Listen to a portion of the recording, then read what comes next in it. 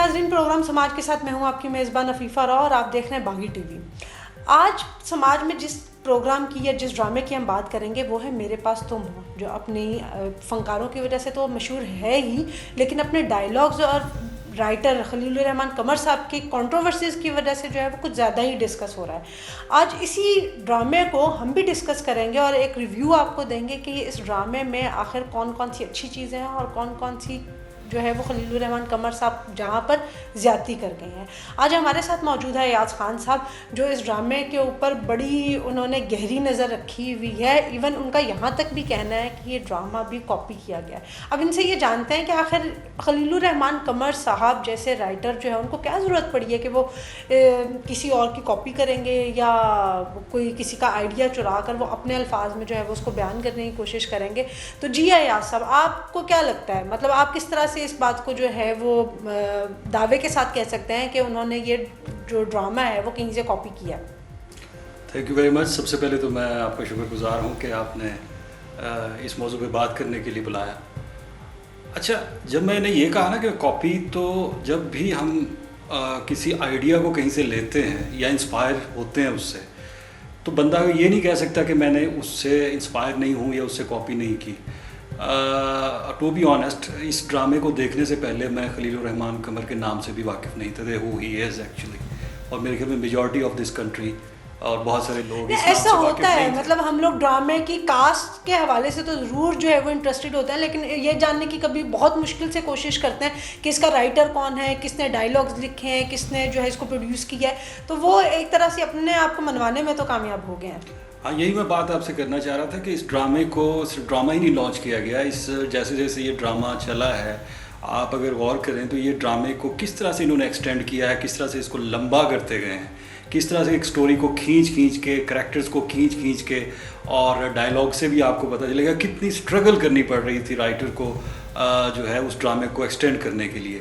تو اس کے پیچھے جو سب سے بڑی چیز تھی وہ تو ہے کنزیومرزم، کہ ایک پروڈکٹ انہوں نے تیار کی ہے، اور اس پروڈکٹ کی جو بیس، جو آپ تھوڑی دیر پہلے مجھے کہہ رہی تھی کہ میں جب یہ کہتا ہوں کہ یہ ڈرامہ کہیں سے کاپی ہے، تو 1993 میں ایک فلم آئی تھی انڈیسنٹ پروپوزل، اگر آپ نے وہ دیکھی ہو، میجورٹی نے نہیں دیکھی ہوگی یہ فلم، تو اس فلم کے اندر یہی کانسیپٹ تھا کہ دو میاں بیوی ہوتے ہیں، وہ معاشی حالات کی وجہ سے جو ہے ان کو ایک فیصلہ کرنا پڑتا ہے، ان کا گھر ہوتا ہے، وہ گھر ان کا وہ بچا نہیں پا رہے ہوتے، تو ایک امیر آدمی ان کی زندگی میں آتا ہے، اور ایک امیر آدمی ان دونوں کے سامنے ایک پروپوزل رکھتا ہے جو کہ انڈیسنٹ پروپوزل ہی تھا، تو اس کی وجہ سے پھر وہ پروپوزل ایکسیپٹ کرتے ہیں، تو کر تو لیتے ہیں، لیکن اس کے بعد پھر ان کی زندگی وہ زندگی نہیں رہتی۔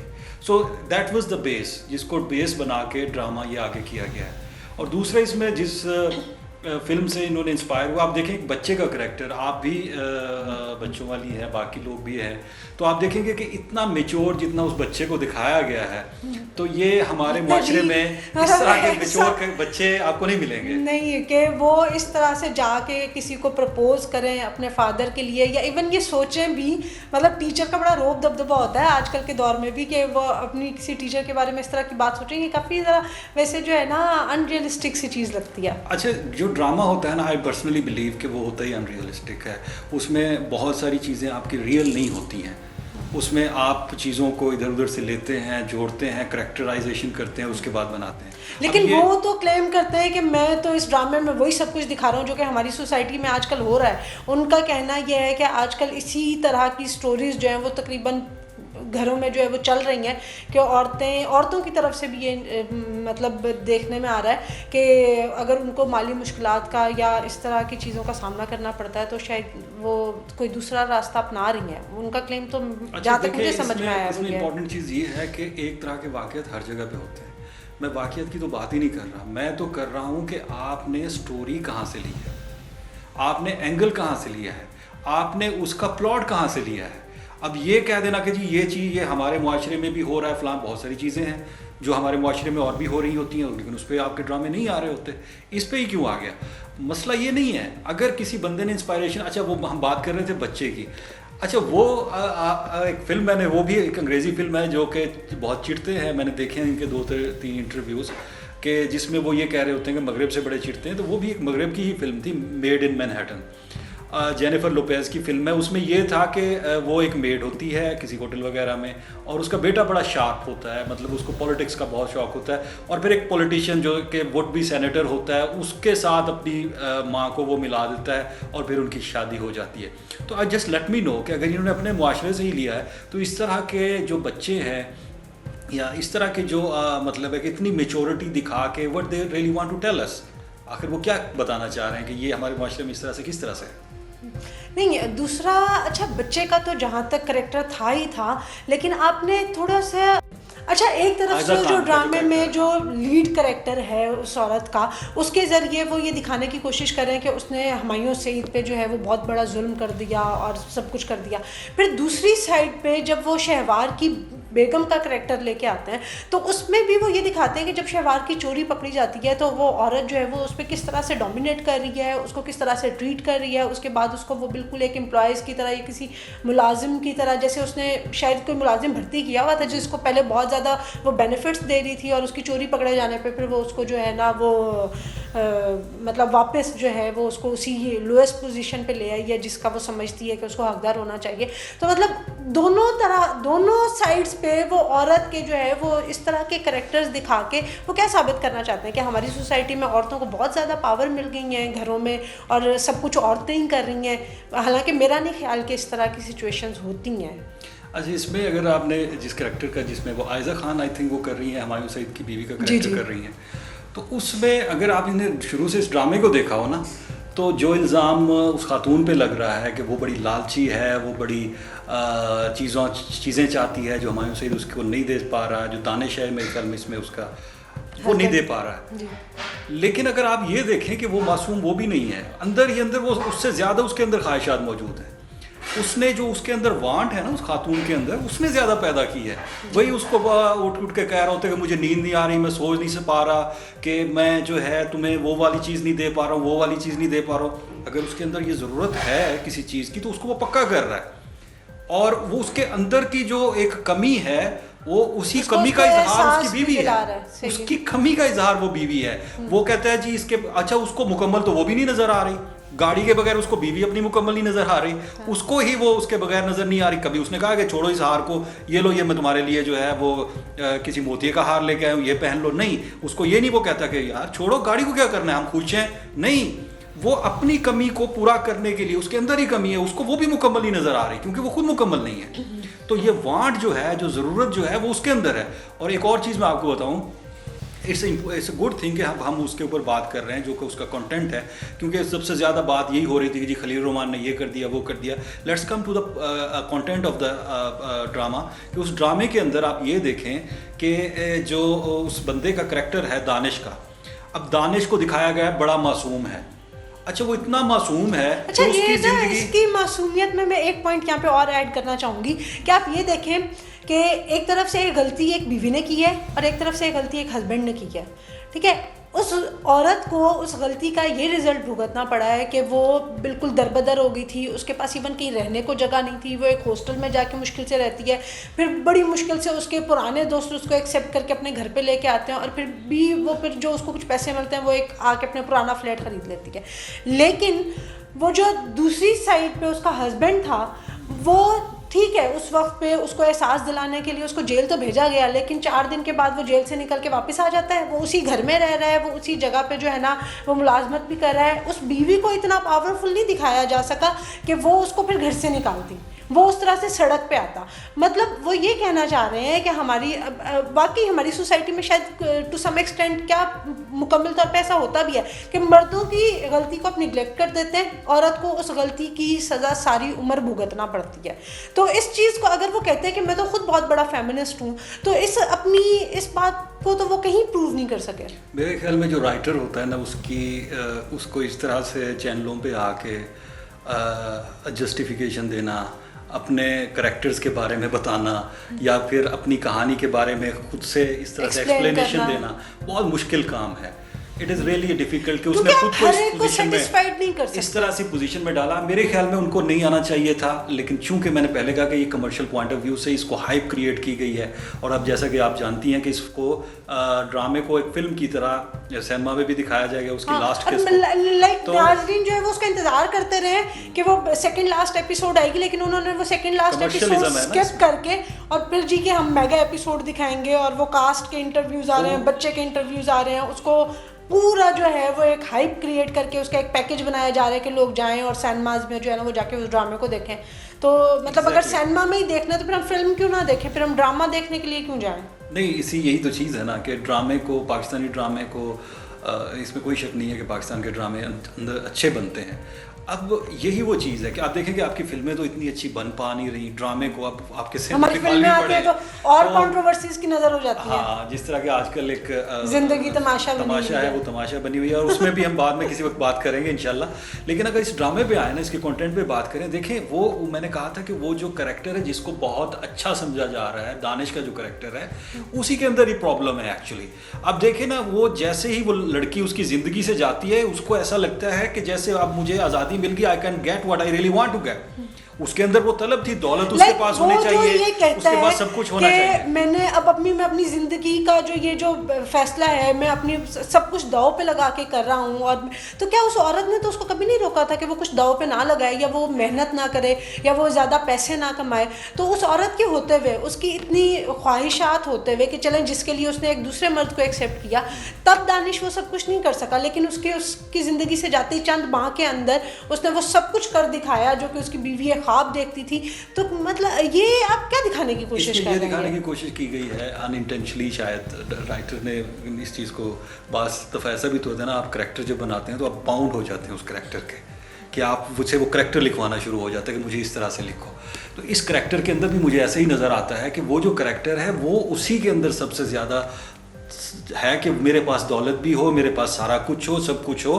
तो वो उसको अगर देखें तो एक तरह की उसको हर्डल बना के पेश किया गया उसकी बीवी को, जब तक ये है तो ये प्रॉब्लम्स है, one she is on side then I can get go for my goals. तो उसको वो गोल्स मिल गए। और रही बात ये कि अपने क्या उसने दाव पे लगाया, कुछ भी नहीं लगाया।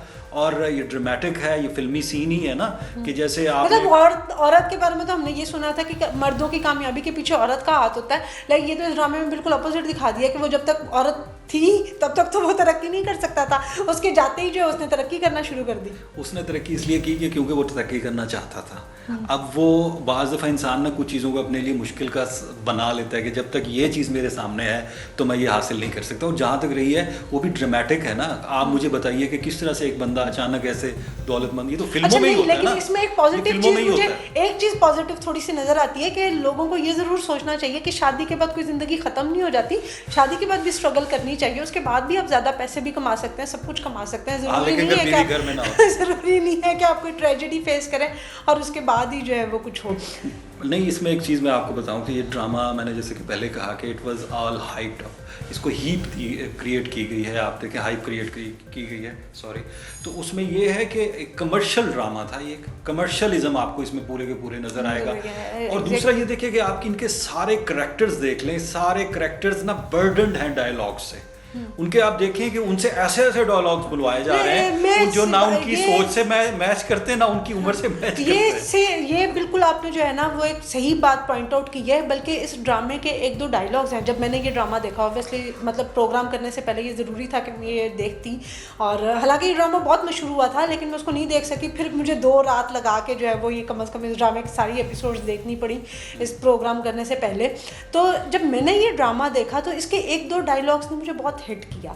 लाइक वो 2 टके की औरत वाला डायलॉग तो मशहूर है ही। इस ड्रामे में मैंने एक और डायलॉग भी सुना कि उसमें कहा गया कि जी मर्द जो है वो अल्लाह की सिफ़ात लेकर पैदा होता है, और जिस तरह से खुदा जो है वो अपने साथ जो है वो शिर्क बर्दाश्त नहीं कर सकता, तो मर्द कैसे शिर्क बर्दाश्त करे।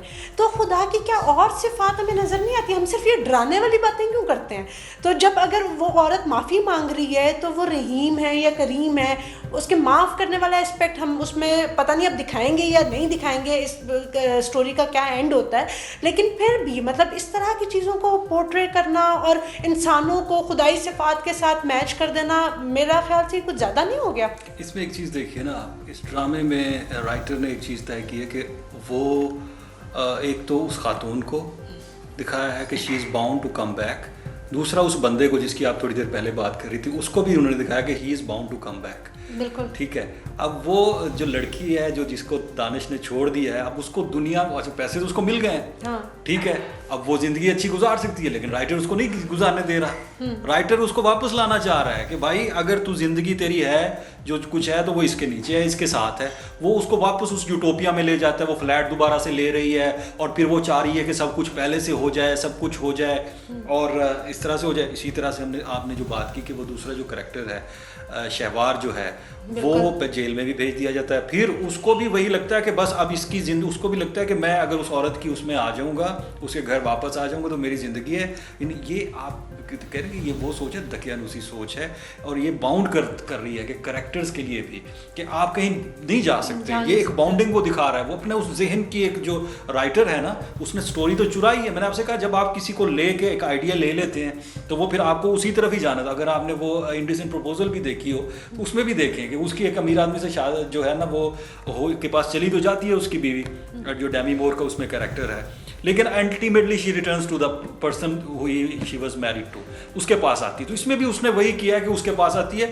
اور دوسرے بندے کو بھی شہوار کو یہ دکھایا وہ بھی لالچی ہے، دولت کے بغیر اس کا بھی گزارا نہیں ہو سکتا، تو وہ واپس آ جاتی ہے. اب یہ دیکھیں نا، اب وہ اس کو انہوں نے امیر کر دیا ہے. اب اگر یہ کریکٹر جو ہے، یہ جو دانش کا کریکٹر ہے، اگر اس کے پاس کچھ نہ ہوتا تو پھر میں دیکھتا کہ اس کے پاس یہ کس طرح سے واپس بھی آتی اور سارا کچھ ہوتا، تو ٹوٹلی ایک ڈفرینٹ سٹوری آپ کو دیکھنے کی ملتی. اب تو اس کے دوست بھی اس کی ہیلپ کر رہے ہیں، ان کو دنیا جہان کا کوئی کام نہیں ہے. اب وہ جو اس کا دوست ہے اور اس کی بیوی ہے، وہ ایک ڈائلاگ ہے نا کہ جب کوئی محبت کرتا ہے تو ساری دنیا، وہ اس کا ڈائلاگ ہے نا میرے خیال میں شاہ رخ خان کا کہ جی ساری کائنات جو ہے اس کو دو کو ملانے کی لگی ہوئی ہے. اب اس نے ساری کائنات اب ان دونوں کو ملانے کے چکر میں لگی ہوئی ہے. تو دس از آل اباؤٹ کمرشلزم. جیسا کہ میں نے کہا تھا کمرشل ڈرامہ تھا. اس کے اوپر خام خواہ کی ایک ڈبیٹ جو کھڑی کی گئی ہے، یا خام خواہ کے اس کو جو ہائپ کریٹ کی گئی ہے، it's are just because of the commercialism. اب یہ جان بوجھ کے ہر طرف جا رہا ہے جو رائٹر ہے.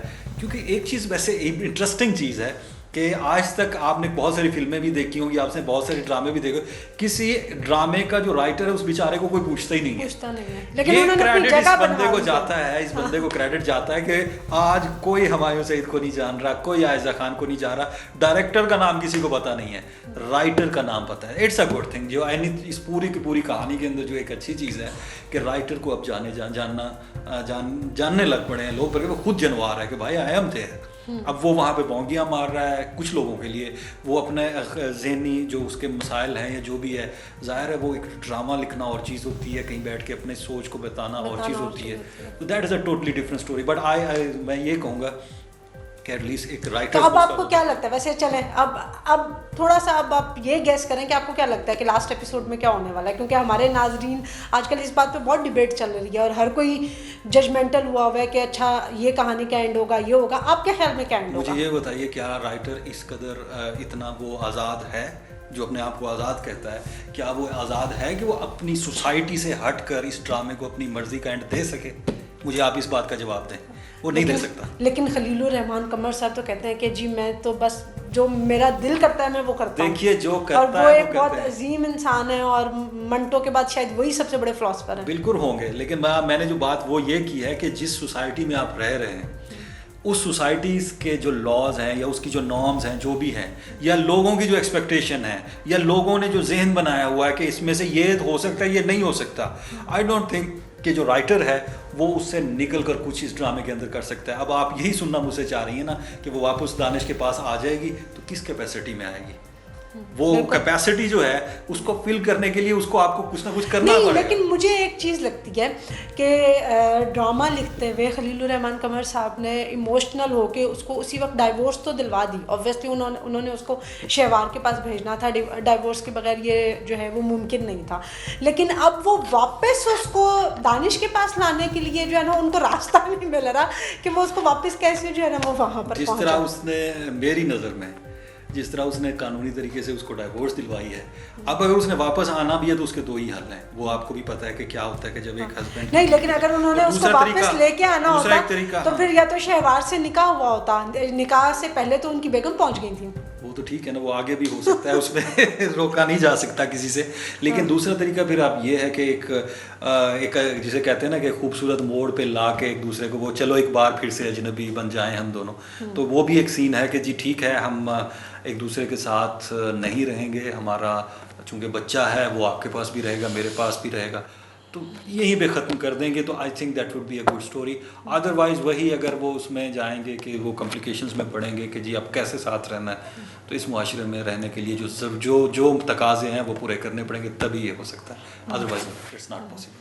चलें याद साहब, आपका बहुत बहुत शुक्रिया, आपने जो है वो बड़ी एनलाइटेंड किस्म की गुफ्तगू की इस ड्रामे के हवाले से। अब देखते हैं कि एंड पे खलीलुर रहमान कमर साहब का जो है ना वो, अब एंड पर खलीलुर रहमान कमर साहब का ये इम्तिहान है कि वो इस ड्रामे को जो है वो कैसे जो है वो ऑडियंस की तवक्कुआत पर पूरा उतारते हैं और उसमें वो क्या एंड दिखाते हैं। खलीलुर रहमान कमर अपने इम्तिहान में पास हो चुके हैं और 100 बड़ा 100 से हो चुके हैं। बिल्कुल, अब करेक्टर्स बेचारों का है, अब करेक्टर्स का क्या बनता है, या ड्रामा जो है वो कितना लोग जो है वो उसको उसके एंड की वजह से याद रखेंगे या डिस्कस करेंगे, ये देखना बाकी है। चलें अब जैसे ही उसकी एपिसोड आएगी उसके बाद उसके ऊपर फिर एक तबसरा करने की कोशिश ज़रूर करेंगे, लेकिन आज तक के लिए इतना ही। अंटिल द नेक्स्ट टाइम, अल्लाह हाफ़िज़।